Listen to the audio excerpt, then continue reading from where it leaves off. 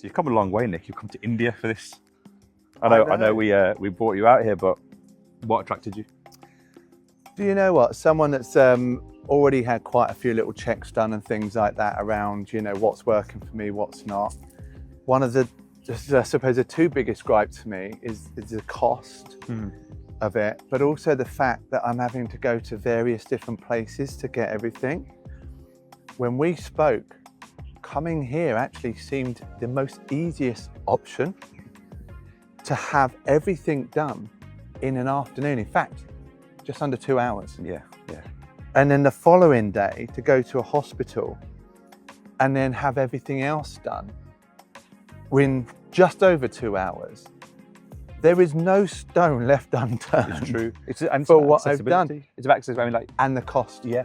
Well, the cost. I mean, from an accessibility perspective, I mean, I checked. These are things you can't even request in the UK. I mean, even if you've got your private insurance and you go for your annual health check, set of bloods. Yeah. Here we're doing MRI, your DEXA scan, your 12-lead ECG, your bloods, your genetic test, your nutrition test, your common consultations with the specialists. And I think you hit the nail on the head, right? Even with private insurance, you can't just ask for these. Right? Yeah. You have to have a reason why. Yeah. Right? Whereas here, you can come here, get any check or every check. Yeah. Right? And then when I leave here now with not only a blueprint of what's working well for me, but what I need to do to carry on making sure that it's going to work for the future. Yeah. Let alone what the genetic report is going to give me. Yeah. Right? And what my future health looks like and what I can do about it if I don't like it. Yeah. And of course, even the things that you can get done in the UK, the cost. Do you know what? That to me, I think has been mind-blowing, because coming out here, well, firstly, you telling me one thing was exciting enough, but then me coming out here and experiencing it and getting the delivery of it for what I paid, 10% of what I was quoted in the UK. There you go. 10%. And by the way, remember, that's not going to one person in the UK, that's going to several different people. And me actually having to put my own package together of what I'm asking for. So then if I don't know what I'm asking for, I'm not going to get everything I need. I didn't know what a DEXA scan was before I came. Do you know what I mean? But now this is something I'll do every year now. Like, So I mean, I look at it this way, right? I've paid as much for this as I pay for my car insurance. Wow. Yeah. I will basically now do this annually because I've been told I need an annual heart check. I mean, I can't go to my GP and say, can I have a 12-lead ECG and an angio today? Do you know what I mean? They'll tell me where to go. Yeah. Like, it's not going to happen. The thing is, you do need it every year because now you've got this data. Exactly. You need to know if what you're doing in the next year is making the difference. Yeah. You know, we spend all this time and money getting financial forecasts, how we're going to retire, how we're going to live our life. But we never look here and go, how are we showing up to that life? How am I showing up to this retirement that I'm planning with all this money and savings and pensions like that, without looking at the most important asset, our health? And what's your driver for that? My driver, I got big plans. I want to live to 100, right? My ultimate why is years ago when my friendship group and I, we're, getting married, we're all having children and everything. And there was one particular friend of mine, when his son was about 2.5, he went on holiday, himself, his son, his dad, and his dad's dad. 4 generations. 4 generations. And I'm a family man. I just thought that was so beautiful. Yeah. But I realized I couldn't do it. Yeah. Because my dad was dead and my granddad was dead. Yeah. But after year 3 of when he kept telling me that he was going away, I found myself getting irritated. And then I realized I can be the granddad. Yeah. And for me to be the granddad, my oldest girl, she's nearly 23. She's got no intention of having babies for 10 years. So that's 33. I'm then 63, right? And then by the time they're like 10, I'm 73. You're pushing 110, mate. Right? I need to get to 110. Absolutely. But what I do today will help me get there. With this information that I've got from coming to India, will help me get there and beyond. Well, like your data that you received, it's like your why. Everyone's different, but everyone has one. Like mine was, I was turning 40. You know, I went through a difficult period last year, and the lead up to 40, thought I'd be doing more, and kids. I had a 2-year-old, and now everything hit harder, and I was like, I need to be there to be able to, you know, be fit and healthy until she's older, until she's having kids. And it's the same thing. I mean, I think everyone finds their why at some point. Yeah. And the big driver, you know, we can say all the buzzwords about preventative health. When it comes to the point, it's about living longer. It's about aging well. It's about being healthy for longer, so you can enjoy that time. You know, you've worked so hard to create this life for yourself. Yeah. It's about enjoying that now. You know, unfortunately, preventative isn't something that whets someone's appetite. No, it's a medical these term. days. It really is. But ultimately, if you talk about your future in enough detail and you really get excited about it, then you start mapping out backwards who I need to be and what I need to be to even have any sort of chance. And what I need to do of now. having that. Exactly. And this is where, you know, you plan, like I said before, you plan your pension, plan your health. Yeah. And you know, I was fascinated. Like, there are so many things. The thing I liked about the kind of what next element of the offering was, we spoke to the yoga teacher this morning, and it was so simple. He's not saying, you know, start this new regime where you're going to do this every single. It was something simple, 15 minutes in the morning of actually doing this kind of practiced breathing. He was saying something like, you could add 5 years to your life. Yeah. Like, Oh, God. these are things that such small things. And this is why I like to call it lessons. It's not an experience. I've not come and done a yoga class for a week and thought, hey, you know, that felt great, and you know, back to my normal next week. That's something I can easily implement. The thing is, we have to remember when like back in the UK and around the world, we are marketed to within an inch of our life of what being fit and healthy looks like, what you need to be fit and healthy. You need to follow this diet, you need to wear this gear, you need to go to this gym, you need to wear this wearable. You know, actually you don't, right? There are so many simple little changes that you can add to your life. In fact, so simple, right, that it's embarrassing if you don't do it. Rather than that all or nothing approach which we've been sold to. It's doing lots of little things daily really well over a long period of time that gives you what you have. If you don't know what you got, strip down to your pants, look in the mirror, and that is your body is a receipt of all your daily choices. I like that. Right? If you don't like what you see, stop buying some of the stuff you are buying and change it. And go back to what I'm saying here. Some people think, when I go to the gym, I drink water, I walk X amount of steps, right? But I also do all these other things. And I'm not saying don't do those other things, but really understand the cost of doing those things. And when you have all this information, you can see that cost. And when you get your genetics, i.e. how your next 10, 20, 30 years are going to be, then if you don't like that trajectory, change. I mean, look, you hit the nail on the head there. Nothing starts at 60, 70. You know, you don't all of a sudden have a heart attack out of the blue because something went wrong the night before. You know, these blockages in the arteries happen like years in advance. How many people do you know that went, oh, do you know what, I'll just go check my heart today? It doesn't happen, like, you know, just pop in, pick up some milk, go check my heart. Well, unfortunately, we tend to do it, you know, I think, again, in men, you know, men particularly, right? When there's a milestone birthday, be it 40, be it 50, when unfortunately, you know, something happens in their friendship group, you know, and it makes them look at themselves. You know, there aren't many people that are proactive, and this is something that I try to encourage. You know, be proactive rather than reactive. A lot of people don't want to look under the hood. No one does, right? You know, and that starts when we're a child, right? You think that there's something under the bed, and we spend months, if not years, thinking there's something under the bed. And if we just looked under the bed, we'd have realised it was a sock. And everything would have been okay. I mean, the thing is, like, I mean, the heart is a great example. Like, no one has this blockage appear overnight, but actually, if you check it in advance, it's so preventable. Well, you found something, Well, yeah, no, I mean, I found it was my family history. We've got Alzheimer's that run in the family, and, you know, I've been told it wasn't genetic. And actually, it showed me that I was a moderate risk, and it just happened to be serendipity. I was on LinkedIn and I follow a lot of people in this space, and there was a doctor saying it doesn't start at 70, it starts at 40. Whilst it's not curable, it can be preventable. Yeah. And I'm like, well, actually, I could have gone 30 years, another 30 years in the complete ignorance of that, and actually suffer the same consequences. Whereas actually now I've got a plan. I've got a plan. And, you know, there's another thing to this that actually, you know, we talked about the scoring of all of these things. You've got A, B, C, D. I mean, firstly, I've never had that many A's ever. So like that was... I don't think I have either. That was great.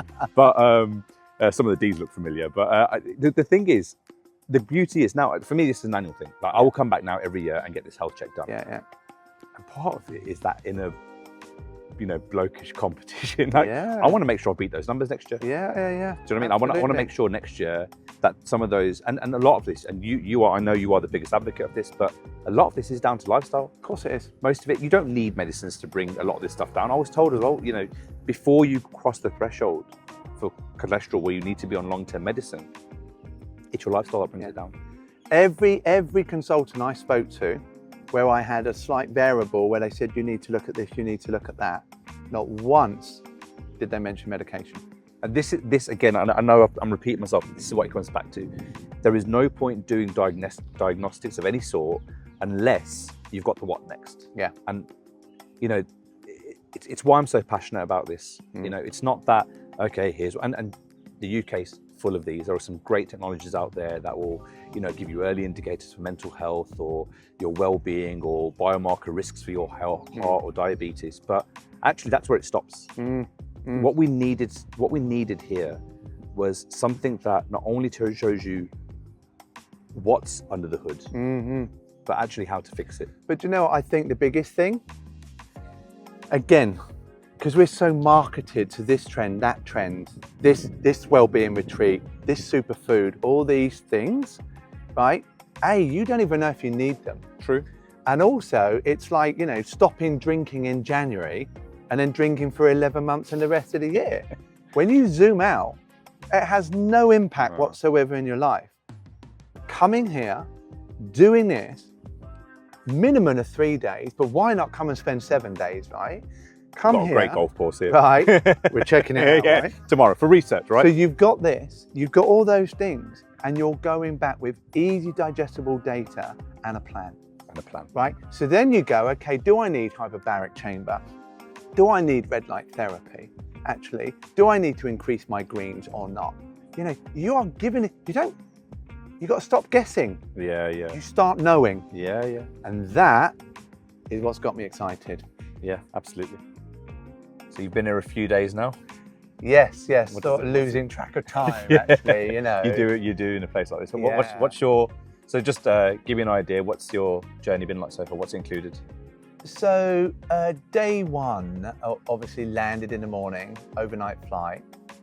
And I was taken to a beautiful hotel, welcomed here, had some food, sort of allowed to acclimatise. Then had some meetings with physiotherapist, nutritionist, even just had my vitals checked just to see how I was settling in and everything. So that was great. Then some more great food in the evening. And then it was a bit more of a full-on day the next day. This particular part just blew my mind, was the Neura. Is it Neura? Yeah. So you go there, wonderful complex, incredibly modern, wonderful facilities. I mean, like I had a CT scan, and fun enough, I met a doctor from England there who was absolutely raving about the quality of a CT scan. Now, if you've ever been like in an MRI or anything in the UK, it's a tunnel and a lot of people get claustrophobic and things like this. This is like a donut. Yeah. So you're not actually enclosed or anything like that, and it's super quick. It's low radiation. And it's 90% less radiation. Yeah. That's incredible. Yeah. You know, so that was fascinating, looking at the technologies that they would use. Had a DEXA scan, genetics, had my heart checked, had my liver checked, my kidney checked, my lungs checked. And I think that was quite interesting. You know, I used to smoke like 11, 12 years ago. I think like most people in their 40s, 50s, you know, they enjoyed their 20s and 30s. And whilst I don't feel that there's any sort of damage from those times of smoking. It was good to see that there wasn't any damage from those. We can make those recoveries with a changed lifestyle, right? Do you know what? And again, it's fascinating. The body is incredible, but again, knowing what to do. Yeah. So that was fantastic. And again, really great experience there. And I'll be honest, it was really nice having the doctor from England there as well. Just being able to bounce off some sort of conversation. But when they present all your information, you sit on a table, similar to this without the PC, and they have a giant screen like an iPad. Yeah. And it's so visually attractive that actually you're compelled to listen and study. Yeah. But again, it's written in a way that actually is so easy to understand. Because remember, we take this report away and we've got to come back to it and still know what it means. And I think that they did that really, really well. And another thing which I just thought was a genius is all this information isn't wasted. There's a QR code that you can scan and give the full report to your doctor. And you can see your images. Exactly. Yeah. You can give absolutely everything back at home to go on your medical report. Yeah. And I just thought that again is just about forward thinking. Absolutely. No stone left unturned. Taking it back to your medical insurance company and showing them. Yeah. Absolutely. Yeah. So that was day 2. And then again, more great food. Yeah. I'm loving the food out here. And I'm just trying to think what else I did on day 2. Well, we followed a similar journey. I did the slightly longer version, but I think you go for dental in the afternoon. That's right. I did the dental. Yeah. I had a polish and a scale. Do you know what? Again, fascinating. The clinic would not be at a place in Mayfair. Yeah. It was beautifully set out. Again, all the equipment, top rate, brand new. And the ability, it was so funny. I'm sitting in her waiting room. There was no more room for the awards. This dentist has won. Incredible lady. But we started talking, and this wasn't part of the plan, but we started talking about Invisalign. Now I have an overbite, and my wife's had Invisalign, my children have had Invisalign and braces, and I was thinking, I'm not sure I really want to do it and go through it, plus the cost and everything like that. Third of the price. I'm now thinking about it. And I think that's the difference. You come here for this, but it opens up opportunities for so many more things. 100%. Again, it's the ability to fix what they find. Is key. Absolutely. So that was a busy day 2. It was. And then the following day, I went to what would be considered a normal hospital over here. But obviously, it's a very modern.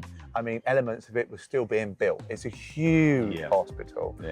And again, what I really liked about this is it was proper medical examinations, to the point of ears, nose, throat. That was really interesting. Eyes. Then also my prostate. Oh, good. Which again, men of my age, super important that you get it checked out. Then also I had bloods, and I'd fasted in the morning, so those bloods were taken in the morning, and then I was given some more food, and then they took my bloods again, just to check my levels from various different points of lifestyle and that. Very comprehensive. Very, very comprehensive. But again, what was brilliant is every consultant, every doctor that I saw wrote a medical note that can go on my file. Fantastic. This is brilliant. I've as you know, I've come for the longer version of this, so benefits of working for the company. So I got to actually see the what next piece, and that's as you know, something I'm very passionate about. It's great having the diagnostics, but it's then about the what next. And the benefit of being in India, and this is really becoming a big concept in the UK right now, that in all the medical practices, there is an element of medical, but there's also this element of wellness, an element of holistic care and lifestyle, and every doctor is now promoting this. You're at the home of where all this was invented. I know you got to try some of the detox waters this morning. Well, I had some last night. Not sure if that's what kept me up or not, but but do you know what? I think when you come here, you have to embrace. Absolutely. You have to embrace that knowledge. What's new for you, it was funny because you said, I had this. I need to think of the English word. I think it's carom seeds, but ajwain and cumin water. but it's actually something I give to my daughter now, because we've been doing this since I was a child. And, you know, this is the kind of perfect example of these natural elements that you can pick up here, or be reminded of here. You know, we're most of my lot are like, we're first generation in the UK. And, you know, we would have had parents telling us or giving us all these things as kids. These are non-medical remedies that help you with everything from bloating to stomach issues to energy and all of this type of stuff. And so it's nice to be reminded of that, but not just, you know, general, but actually based around your health. So I got a lot more of that stuff with the longer package. When I was here for 7 days, you get to see all the kind of life-changing stuff that I can take back home with me. Mindfulness to try and bring my stress levels, cortisol levels down, and yoga. They've got one I didn't get to try, but definitely I want to try next time I'm here, is the cooking classes. Right. Okay. Love to cook. Okay. But like actually just, you know, being able to swap certain ingredients out. It's the little things that you can kind of fold into your lifestyle back in the UK. I think it's super important, because, you know, the trouble is with like wellness retreats that I've been on in the past, it's a wellness week, and then you go back to your normal life. And whilst there's a ripple effect, you're feeling good and you go, okay, I'll be good with what I eat and I'll be good with what I do and everything like that. Life takes over, right? We work on autopilot so much. So it's very easy for us to get back into where we were before. Whereas learning these new skills, but more importantly, the touch points that you then include when I go back, the follow-up, the continual support that I get, right? That is what makes my new habit last. But when you think about it, it's in the name, isn't it? It's a wellness retreat. A retreat is a break from life. It shouldn't be a break. No. What you're doing is you're trying to learn a new way to do things. Yeah. Well, the way I see that this wellness package or wellness week, it's a wellness week that lasts a lifetime. Well, as they say, diagnostics to detox. There you go. That's it. Great. Thanks very much. No worries.